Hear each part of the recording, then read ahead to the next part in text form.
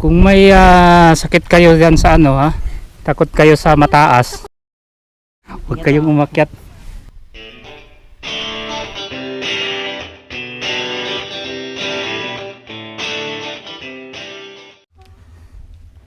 Ayan guys, hiningal pa tayo no. Sobrang tarik po talaga dito sa Camp Wagi.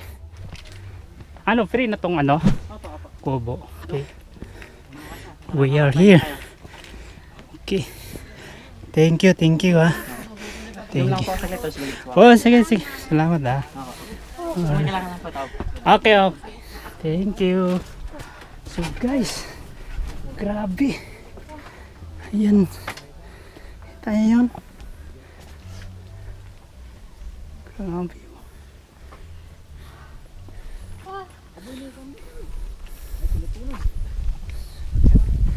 Grabe ah. Ganda dito guys. Ayan. Okay. So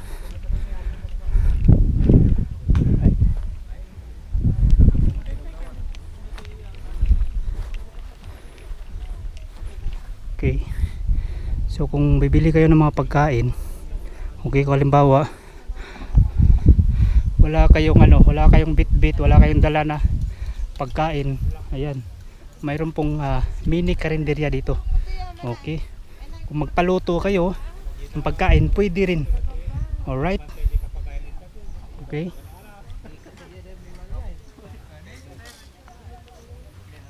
Okay. So mamaya mag-ikot-ikot tayo. So yeah, dahil kakarating lang natin.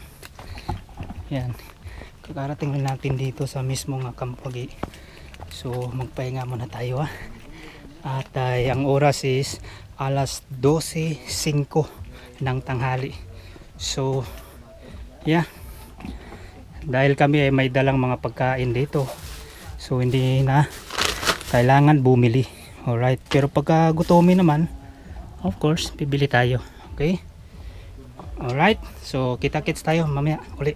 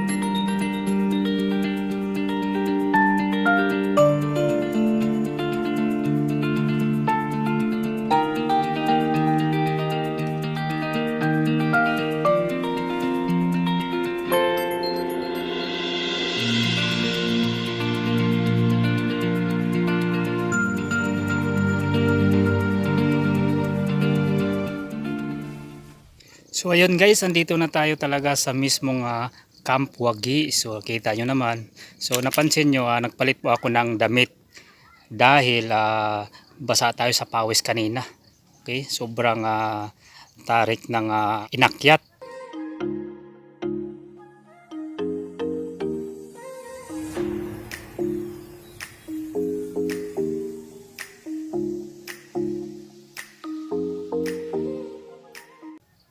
So dyan kami dumaan kanina papunta dito. So ayan po, mag-ikot-ikot muna kami dito kasi may mga magandang pang like bird nest, like tower. So ayan, sobrang overlooking siya. So samahan nyo guys, ikutin natin to, ang Camp Wagi. So guys, itong tower is may bayad po yan na 5 pesos. Overlooking siya. Alright, so yan po, may bayad din po yan is 5 pesos. Okay, so after that, ayun yung pinaka nest doon sa dulo. Ayan, may bayad din siya na 5 pesos. So yeah, makikita natin yung lugar dito guys. Alright, napaka overlooking talaga. Kita nyo naman buong Aguho at ayan, hindi ako nagkamali, baka buong Aguho yan. So ayan, right. So yeah, aakyat tayo doon sa taas para makita natin talaga ang pinaka tanawin. Alright, ayun, inakyat na ni ng ating tour guide. Alright, so yan, medyo yung hagdanan dito, huwag kang sumunod, ano to hindi pwede magkasabay. Alright, sige. Okay, tama yan. Hindi sir. Okay, nakauna yan. Yan, malaga namang mala-adventure to. Alright. Yan. Okay, thank you. Uy, ano pa pala sa taas? Akala ko dito na. Lo! Diyos ko Lord.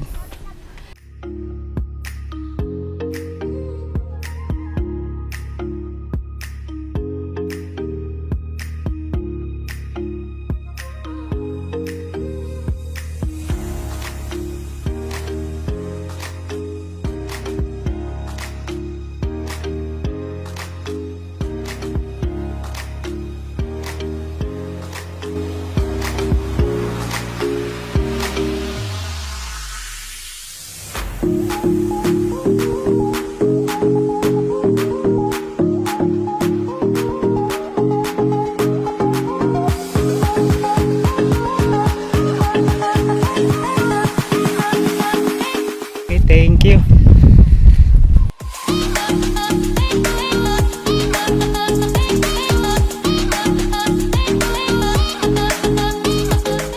Ayun. Grabe, ang ganda ng view guys.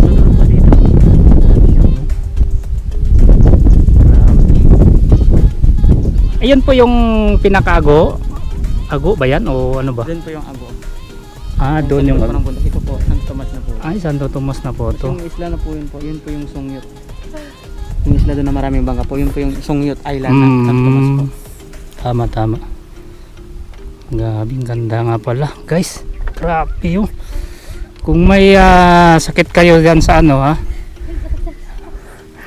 takot kayo sa mataas, huwag kayong umakyat.